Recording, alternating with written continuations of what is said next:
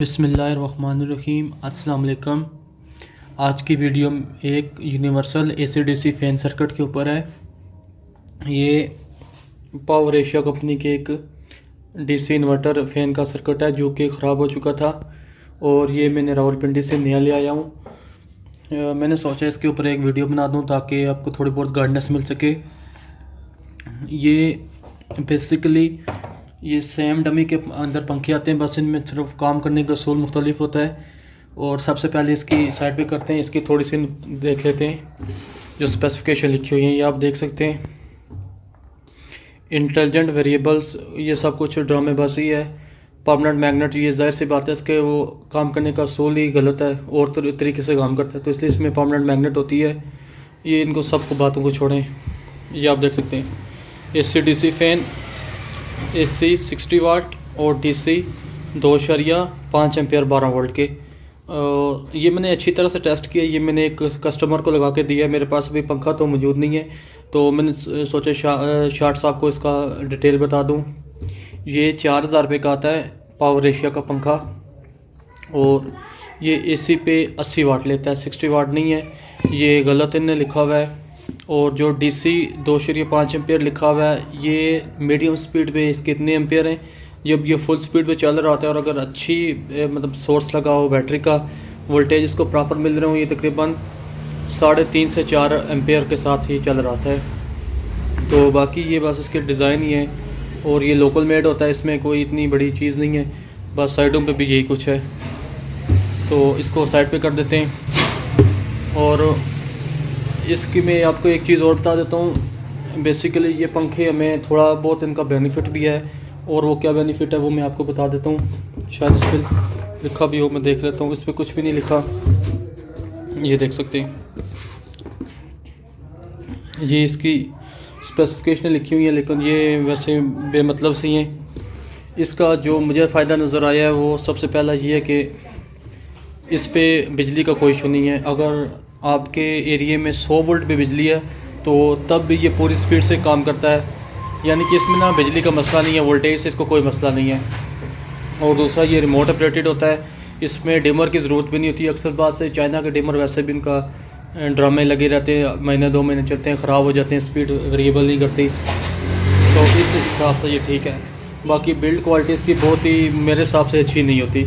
ये आपका तकरीबन 500 ग्राम का भी पंखा नहीं होता मुकम्मल जुड़ा हुआ, बिल्कुल हल्का लो क्वालिटी के इसके ब्लेड होते हैं, ज़रा सा झटका लगने की वजह से भी ये ख़राब हो जाते हैं। तो ये जहाँ तक मुझे लगता है जो ये कम कंजप्शन करता है बिजली की, वो इसी वजह से करता है क्योंकि इसका वेट कोई नहीं है और ये बिल्कुल फ्रीली मूव कर रहा है। बाकी वही सेम डमी में होता है, बस वही आम डमी होती है, बस बीच में उन्होंने खाली अपना सिस्टम रखा होता है। तो वापस आते हैं सर्किट। इसके सर्किट की सबसे पहले जो पोर्ट है, ये आप देख सकते हैं, ये रिमोट लगता है यहाँ पे, ये रिमोट का ग्रिप है।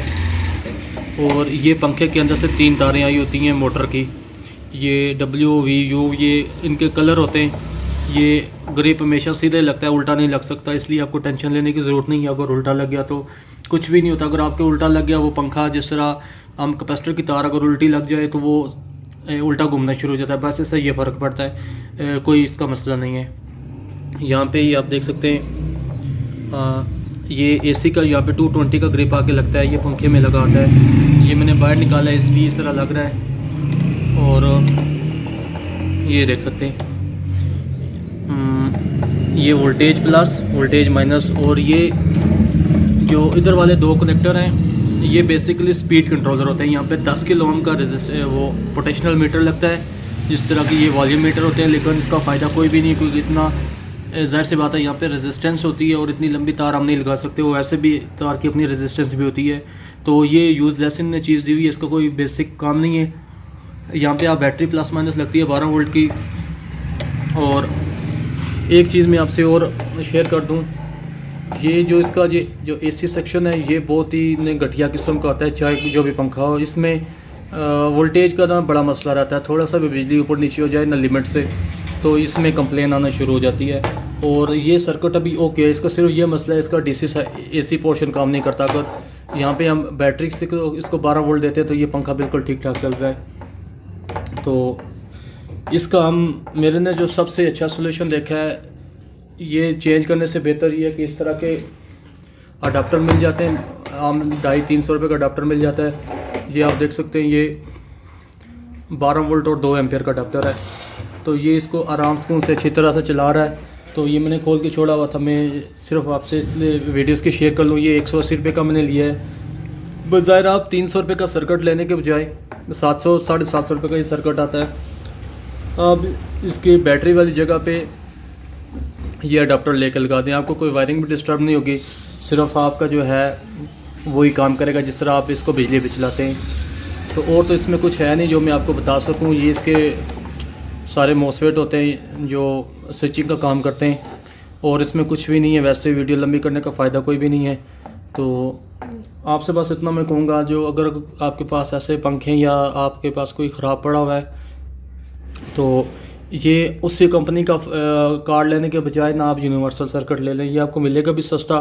और अगर किसी ब्रांड का लेगा, जैसे खुर्शीद फैन है दूसरे तीसरे ना, वो आपको 1200-1300 रुपये के सर्किट मिलते हैं। तो काम सबका एक ही होता है, सारे एक ही प्रिंसिपल के ऊपर काम कर रहे होते हैं, सबके साथ अपना रिमोट होता है। तो और तो मेरे कुछ नहीं, इसी वजह से मैं वैसे वीडियो बड़ी करूं। तो आज के लिए इतना ही, इंशाल्लाह मिलते हैं नेक्स्ट वीडियो में, तब तक के लिए अल्लाह हाफ़िज़।